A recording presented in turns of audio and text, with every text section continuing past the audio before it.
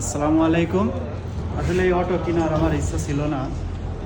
আজকে 3 বছর হচ্ছে আমার আশা, আমি ডাববাব চালাচ্ছি, কিন্তু এই অটো কেনার আমার কোনো মতেই কোনো ইচ্ছাই ছিল না।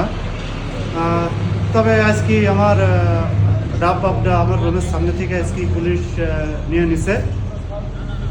তবে পুলিশ একটা জিনিস ভালো করছে, আজকে আমাকে 1000 টাকা দিছে যে তুই একটা অটো কিনে লিগা। তাই আজকে আমি এই হারেজ মার্কেটে আজকে অটো কিনতে একটা অটো কিনলাম। 1100 রিয়াল নিল অটোটা, যাই আজকে কিনে ফেললাম। আর এই যে আমার আর একটা ডাববাব ছিল, সে ডাববাবটা দিয়ে গেলাম আজকে, আর ডাববাব চলাবো না। আসলে পুলিশ মানা করেছে যে তুই দেখ, তোর ডাববাব যদি থাকেও আর তুই ডাববাব চলাইসনি, ডাববাব বেশি দিঘা দি তুই একটা এই অটো কেনাকে। তাই আজকে একটা অটো কিনলাম। এই পর্যন্ত কি।